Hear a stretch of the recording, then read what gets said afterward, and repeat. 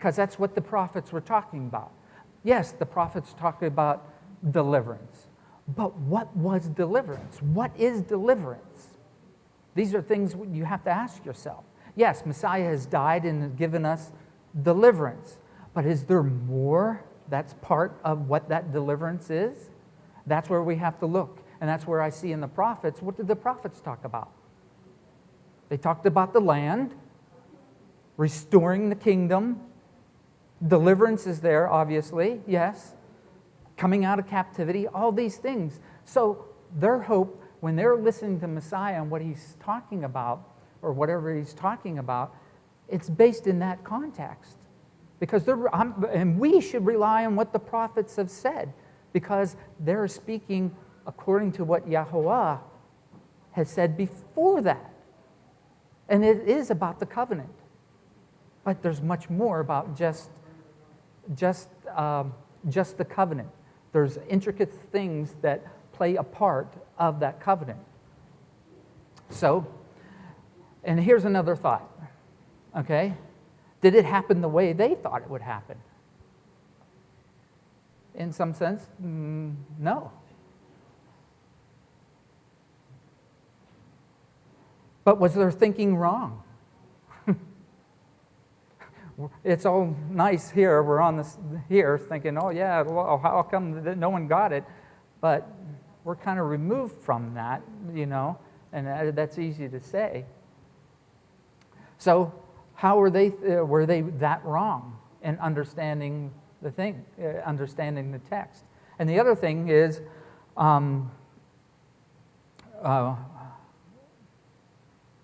would we have did the same thing? Would we have been thinking in the same process? Or missed some of the things that possibly they missed? And how much are we missing?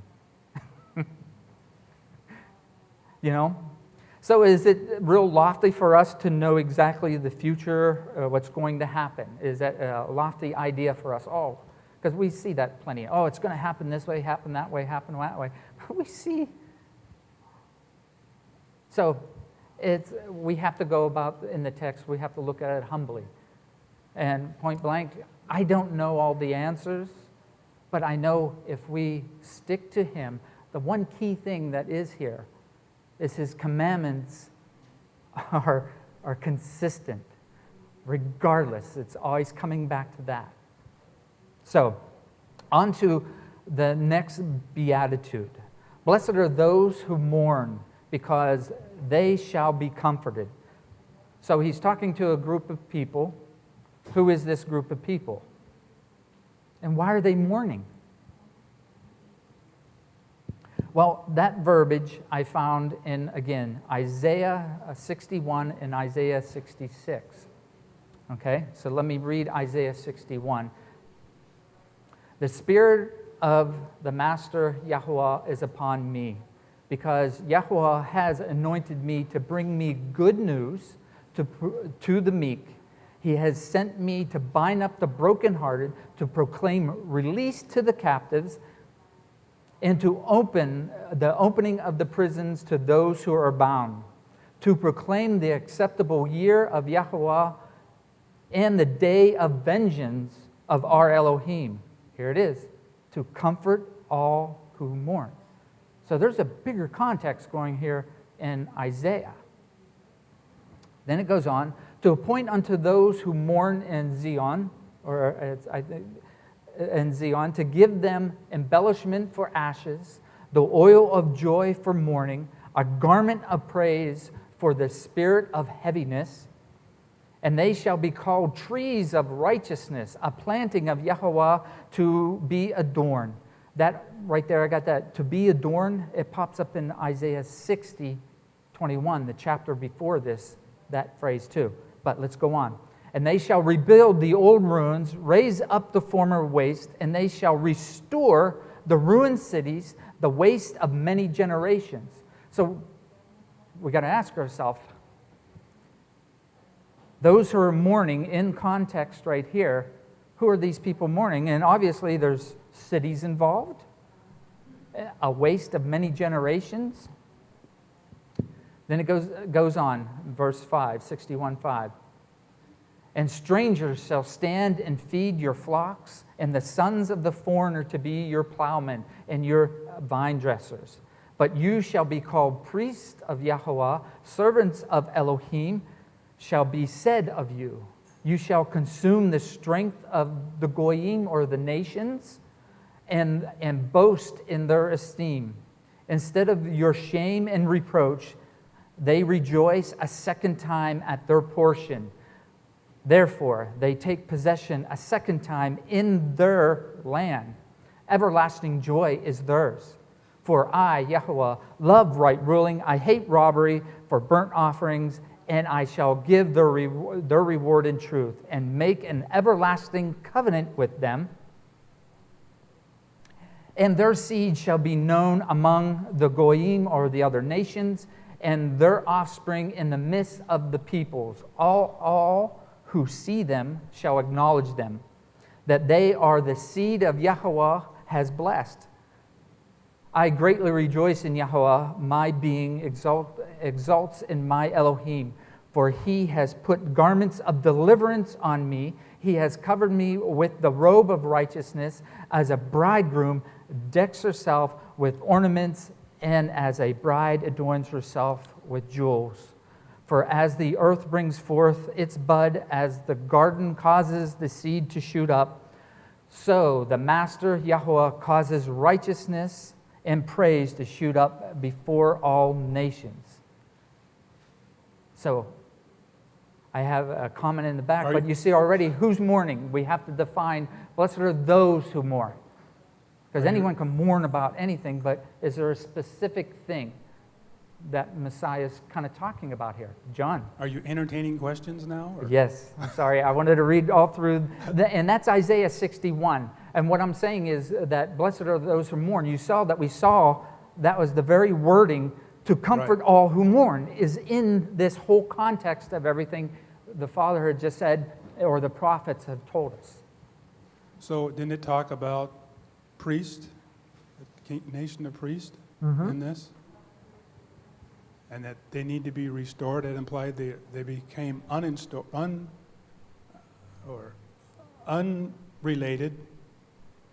So, or somebody that needed to be restored. They weren't. What am I trying to say? Whatever the opposite of restore is. Yahweh's trying to undo all that, and because of the status that they're in, that's why they're mourning. So who is that? Exactly. So who would this be? Isn't that the house who would of answer that? Isn't it the house of Israel that got the bill of divorce, and they've been like this for 700 plus years? Yes, I see. Does that work for you? It works for me. And I see the greater picture is just not the house of Israel. I see that, yes, they're big, but yes, also Judah and everything. But well, Judah suffers because the whole kingdom is not united, and he's a a small kid on the block right now. It is. So you can see what John's talking about. Are we reading too much into the text? Who's he talking to? So, blessed are those who mourn. We see, and for instance, here we see to proclaim the acceptable year of Yahweh and the day of vengeance of our Elohim, to comfort all who mourn. So all of a sudden we got the day of vengeance, we got judgment day here as well. And the acceptable year of Yahweh. To me, that speaks of what's an acceptable year of Yahweh? To me, that's alluding to what are we drawn out to do as far as yearly things of getting together? His feasts, his Shabbats, his feasts, those things are part, not all, but part of a yearly thing that we're to do. Messiah came to proclaim these very things. But is this a one-time, is this a specific event of the High Holy Days? I'm thinking of like Yeshua's the Passover lamb. It's that, and that's where coming across some other things in my readings and stuff, and then my wife and I, we watched something last night, it was like, and she can testify, he's talking about the same thing that I was going on. He went way more in depth, and I'm like, wow. But he mentioned a couple things. It's like Yom Kippur, the Day of Atonements. That's a very special day. Especially when it talks about he's going to restore the captives here. And they're going to come back to their land. It's talking about a lot of things at one time that are encompassing. So he's talking about restoration. So if you're mourning, and as our walk continues, we begin to mourn, not just for our basic things in our life. Messiah is here for that as well. But all I'm trying to convey, there's a bigger thing out there. Because we're all, for me, the kingdom of heaven, to me, the kingdom of heaven has already been defined as being the land that you inherit through Abraham, of sticking to his covenant. That's the kingdom of heaven. So, so it's the land is involved. Not that there isn't going to be a bigger idea, but if we just go to the simplicity, what were they waiting for? They're waiting to get their land back, to the restoration of what it was before they went astray. And now that invitation's out to everyone because of Messiah. Yes, John? So as a result of getting the bill of divorce, they lost their inheritance, which was the land, as you said. The land. It's already described what the allotments are for all the 12 tribes. So I'm just echoing what it says in Isaiah. And all I'm trying to say, I'm not trying to exclude that there is other deeper spiritual things, okay? Don't get me wrong there. But I think we have to begin at the physical reality of things that he says is going to be. And the apostles were waiting, and these people were mourning in one manner or another because they couldn't go to Jerusalem and how they were scattered. They wasn't a people whole. They knew that. So we have to look at the land as first as a physical reality. Because remember, the Father, or at least the way I see it, what the Father's doing in the text, we can see right outside our door. Now, we see all kinds of things politically that's going on in the environment and everything. I don't want to go down that path, but when he talks about things, these are real people. This is us. You know what I'm saying? It's not somebody else. He's talking about this world, his creation, and that's me and that's you. So we can't just go jump spiritually and leave all the reality of some things behind. First, we have to look at the simplicity of what the text is saying. And yes, there's deeper spiritual things for our lives, but we can't quickly just jump over that or ignore that. John? So what piece of land is he making this sermon at? Is it California? Is it Alaska? Is it Japan? Where is it? Mars? You know what? That's a good question. And maybe I'll ask beside John, because anyone else recognize this very verse here, the very first part of 61? The Spirit of the Master Yahweh is upon me.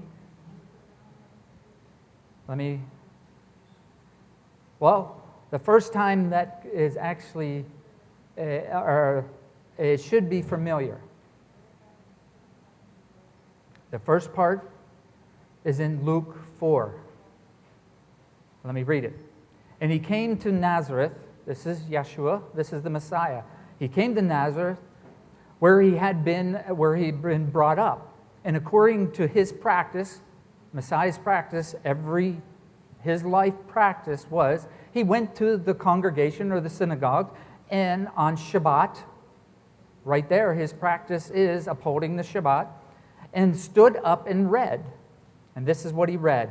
And the scroll of the prophet Isaiah was handed to him. And having unrolled the scroll, he found the place where it was written, "The Spirit of Yahweh is upon me, because he has anointed me to bring good news to the poor.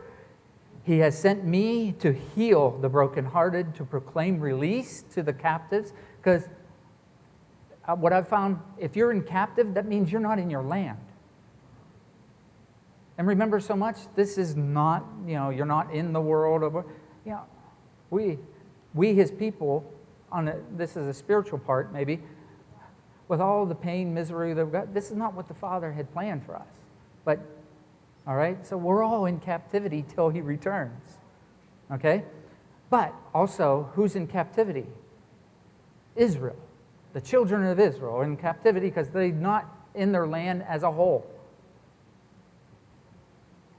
Okay, to proclaim release to the captives and recover the sight of the blind, to send away the crushed ones with a release, to proclaim the acceptable year of Yahuwah. And having rolled up the scroll, he gave it back to the attendant and sat down, and the eyes of all the congregation were fixed on him.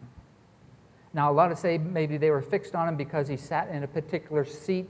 If I can remember, there's some particular seat that he might have sat in was set aside for Elijah or something like that, or something, but where he sat down meant something, okay? But either way, we can still gain from it. And he began to say to them, so he went on to say this, "Today the scriptures have been filled in your hearing." So right there, that's my reasoning to look at Isaiah, because he's talking about who? Those people are sitting right in front of him. And then the bigger context yet to come and happen. And all were bearing witness to him and marveled at the pleasant words that came out of his mouth. And they said, is this not the son of Joseph? And he had said to them, "No doubt you shall say this proverb to me, 'Physician, heal yourself. Whatever we have heard being done in Capernaum, do also here in your country.'" So there's a little bit friction there of maybe doubt of how can this man just proclaim this thing and saying it's fulfilled? You know, who is this guy to say, right now, this section of portion is being fulfilled in your ears right now, people. So chapter 60, right before that, and 61 have a theme that run through them. And I suggest you go back and read them for yourselves. It's strange. Wealth from the nations, deliverance, a unification of the kingdom, the restoration of the gathering of his people. Because if you go back and see in 60 and things like that, they're bringing the nations shall give forth the wealth. Israel, his bride, shall take wealth. Now, what came to my mind, that's the picture of them coming out of Egypt. Because when they left Egypt, that was one of the things, was it not?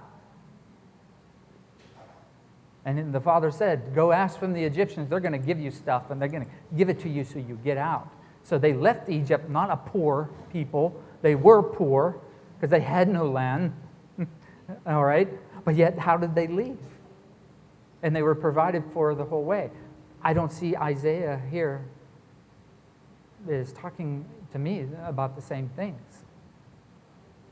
Did I have a question? Yes, Charlie.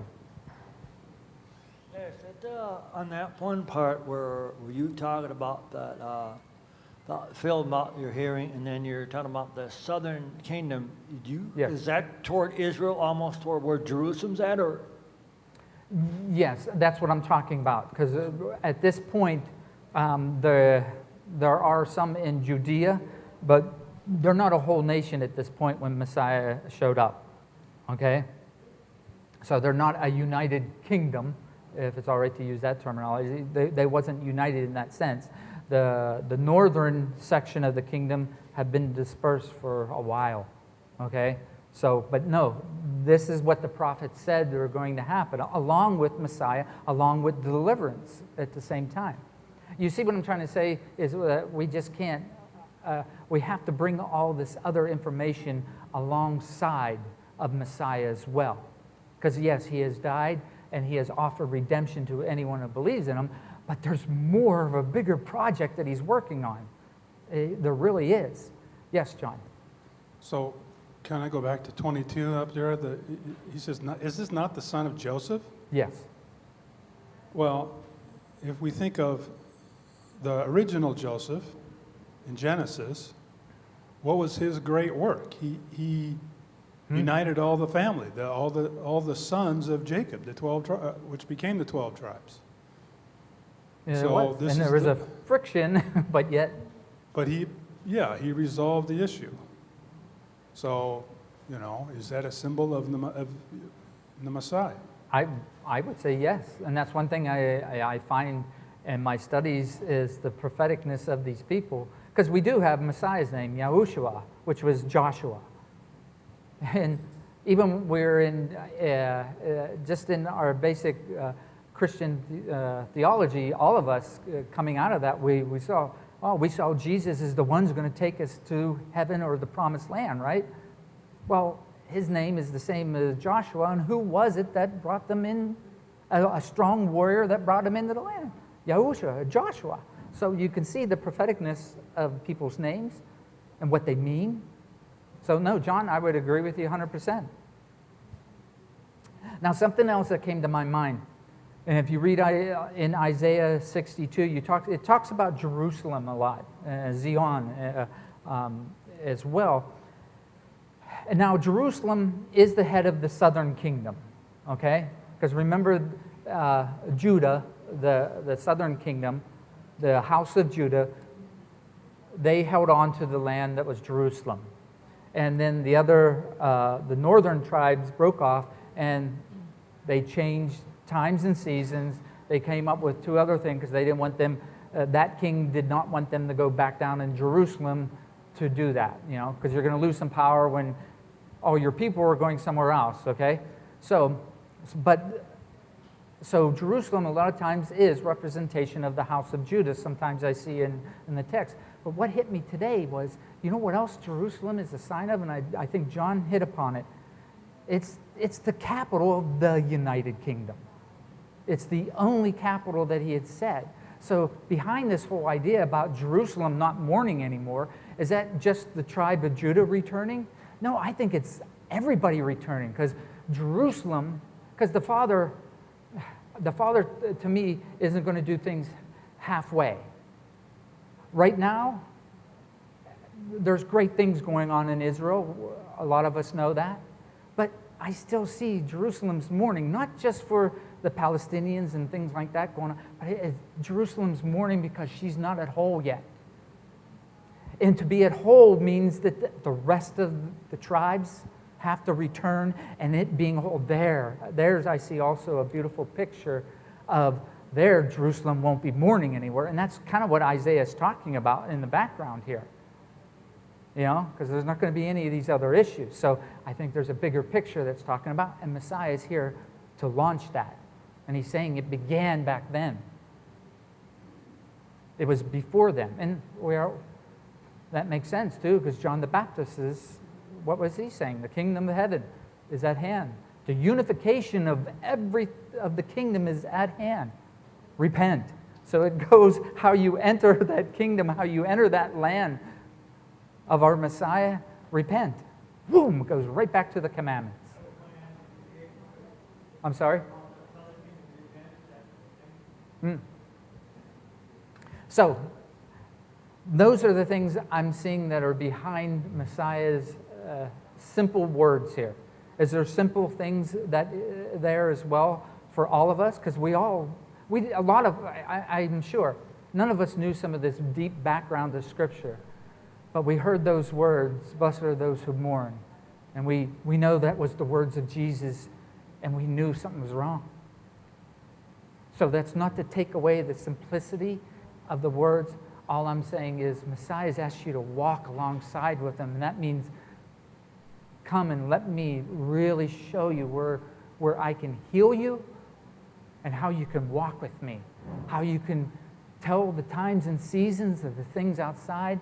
So he's asking an intimate walk. And that's all I'm seeing, at least for myself, when I look at things deeper. I'm not negating any of the simple things that we have all learned. Okay? So, let's go on to our next beatitude unless there's anything else. Blessed are the meek, because they shall inherit the earth. First off, this word earth is aretz. It also there's two words in Hebrew that they use. Adamah, I believe, is earth or land, but then there's also aretz, meaning soil, I believe. Okay? But it also can mean earth and it can mean land. Just how we would say you take up a chunk of earth. Okay, that can mean dirt or soil, but it also can mean this planet that we're abiding on, okay? So it also could read here, blessed are, since we kind of know some of the context of maybe who he's talking to here, blessed are the meek, because they shall inherit the land. Now that's key, because we just saw that there's a land that the people know that they've been divorced from. Yes, John? Well, it isn't just eretz, like land, it's the land, ha-eretz. Ha-eretz. Ha-eretz, okay. And when the scripture talks about ha-eretz, they're talking about Israel, the land of Israel.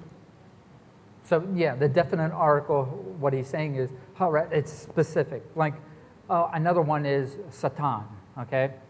Satan means just an accuser, but I've seen it where it's ha-Satan, okay, that's a specific accuser, meaning the devil, the bad guy, that type of thing, okay? So ha-eretz, the land, is talking about the land of Israel. And remember, this goes back to Abraham's covenant. That Abraham, the way I see the text, is going to inherit forever and his seed. So, I found this in Psalms 37:11. But the meek shall inherit the earth and shall delight themselves in the abundance of peace. So along with that whole idea of the meek, they're going to have abundance of peace.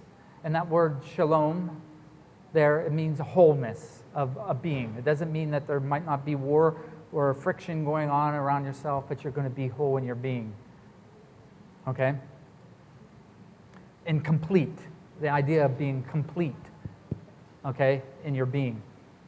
For instance, Jerusalem right now, pray for the shalom of Jerusalem.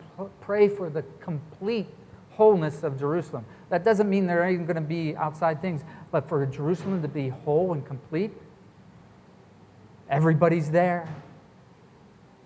Everybody's there, and they're following his Torah, they're following his feasts, and it's mighty, mighty good. That's the wholeness, because that's what he wanted it to be. So I went on to look at this word meek, because I find a lot of times, sometimes in our English, various Hebrew words, it jumps around. So I just wanted to narrow it down so we get a better understanding of this word meek, okay? Because sometimes we could look at meek, however you look at it, it's like, okay, is it saying, oh, the real simpletons or the real ones that don't have much are going to inherit everything? You know, that's not necessarily the case. Because anav is the very word that I tracked down from Psalms, and then I found this in Numbers 12:3. Now the man Moshe, or Moses, was very meek above all the men upon the earth, of the face of the earth.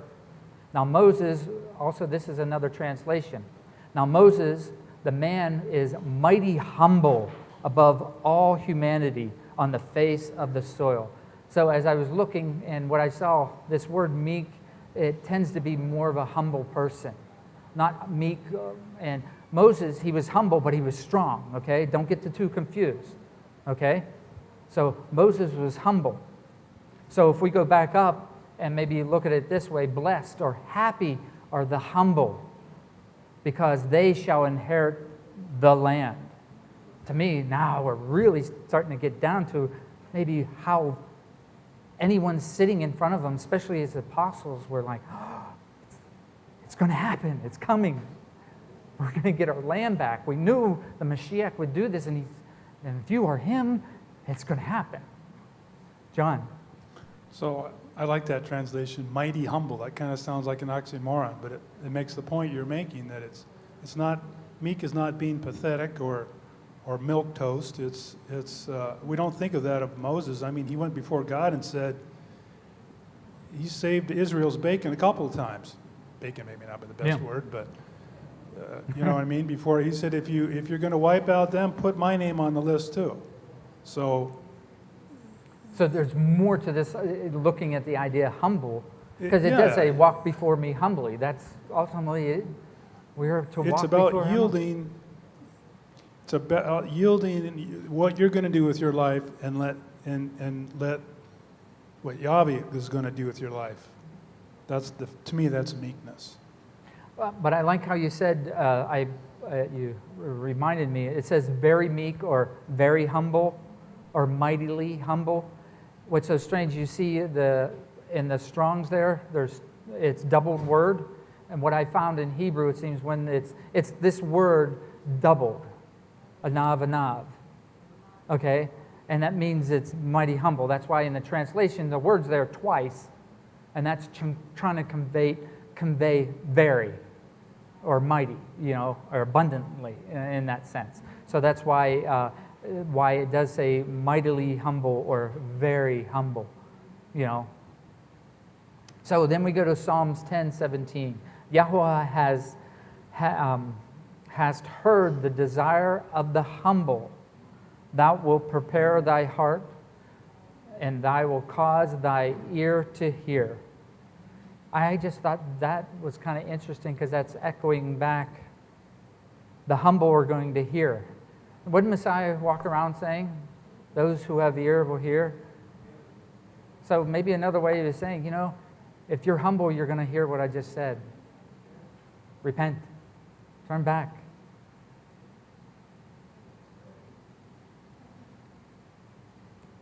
So, I also went to Psalm 37 because I came across something in my research here. Psalm 37. Do not fret because of evildoers. Do not be envious of the workers of righteousness, for they soon wither like grass and fade like green plants. And what I'm doing is when I see these concepts or these words being used and Messiah's obviously addressing his people, I'm finding there's more behind, like I had mentioned, that we have to go look back, see where these words are, see where these phrases are. And what I find is, okay, for instance, we'll read here in Psalms of what we're to do, and then I see Messiah, he's giving you these little hints and these little things, but yet, you know what he's doing? He's going out and walking it out right before them. So when we go back and we look at the research, oh my gosh, we see Messiah doing these very things. He's this walking epitome of the Scriptures, which he is all of the Scriptures. So we see here, do not fret because of evildoers, do not be envious of workers of unrighteousness, for they soon wither like grass and fade like plants. Trust in Yahweh and do good. Dwell in the earth. Dwell in the earth and feed on the steadfastness. Because my search here was this: those who inherit the earth. So who is these people who inherit the earth, and how do you inherit the earth? Okay, and we'll see as it works on. Trust in Yahweh and do good. Dwell in the earth. And feed and feed on steadfastness, and delight yourself in Yahweh, and let him give you the desires of your heart. Commit your ways unto Yahweh, and trust in him, and he does it. This is personal for me, so I'm just going to share this. This was one of the getting back into the walk and walking Messiah, even before I got to this point. This is one of the phrases I saw all the time. Delight yourself in Yahweh, and he'll give you the desires of your heart. And that sounds great and poetic, doesn't it? And it does. It did give me hope and things like that. But as I started analyzing that word at one time, delight myself in Yahweh, how do I do that? How do I delight? Because some of these things are rough, buddy. You know, some of this change of life isn't a woohoo. Is it? So then, and then he will give you the desires of your heart. Wow, that sounds good. There's a lot of things I want out there, right? We all are coveting great things, aren't we? Kind of like, that doesn't match up, because the thing is, it's according to those things of walking after him and those desires, those things that we do need in our life. Because if we don't look at it in the context that it needs to be, or in the context as how the Father wants us to think, I'm sure we got to, we got plenty of desires out there that are just, it's not running That does not run kosher with Scripture, you know what I mean? So it can't mean that he's just going to give you any desire that you have in your heart that you come up with, okay? So I might be getting sidetracked here, so let me get back. So commit your way unto Yahweh and trust in him, and he does it. So these things only happen when you begin to trust in him and commit your way. And he shall bring you forth your righteousness as a light, and your right ruling as midday. And I know we're getting close on time here, so let me go down below to 11. But the meek or the humble ones shall inherit the earth and delight themselves in the plenty of peace. That's the focus that we're going on. What I wanted to bring out here, first of all, we saw here in Psalms, it's those missing the mark versus those who are overcoming. It's quite clear. Those who inherit the earth and who will have delight are those who are following and trusting in Yahweh. The evildoers, the wicked, and however you want to look at, are those who are not following and not doing the commandments. So it's quite clear here in Psalms 37, it's those versus those. But I came across this word delight in that phrase I was mentioning to you. So I went and looked that up, and I found this word, because when I looked in it Hebrew, boom, light bulb went off, okay? So let me share with you real quick. I found it because in Hebrew, in the Hebrew word, I traced it back to Isaiah 58, and it brought this to mind, and this is what was important to me. If you turn back from your foot, from the Shabbat, from doing your own pleasure, my set-apart day, and shall call the Shabbat a delight. Ooh. The set-apart day of Yahweh esteemed, and shall esteem it or glorify it, make it big, not doing your own way, nor finding your own pleasure, nor seeking your own words. Then you shall delight yourself in Yahweh, and I shall cause you to ride on the heights of the earth. So you can see the delights that he's going to bring to you. To me, the Shabbat is part of that. It's right there. So to delight yourself in Yahweh is to delight in his Shabbat. One way. Okay? There's plenty other. Amen. But you can see the huge connection here between the two words. Now, the word delight as a verb, and you shall delight yourself, the verb of delighting yourself, anag. Okay, does that sound familiar to some of you guys? Anag is that word delight. What's the oneg? Yes, oneg, and that's what so you can see that's why I researched this out. It's like, that sounds familiar. I looked it up and was like, oh, the noun of this word of delighting is oneg. And that's what we call after we get together here. We all get together and call it a delight. And how we do that? We buy breaking out food. The Father knows his feast. He brings food to most of his feasts. So he knows his people. So I just thought that was a beautiful thing that I saw wrapped, that I come across within the text here. So you can see the whole thing. And in Genesis 15:7, and he said unto him, I, Yahweh, who brought thee out of Ur of the Chaldeans to give you this land to inherit. That same word used for inherit. There where we trace it back, this idea of inheriting, getting back into the land, goes all the way back to Abraham. Messiah is not changing one thing. So the covenant, the Torah, the land, the promise, the restoration of the kingdom is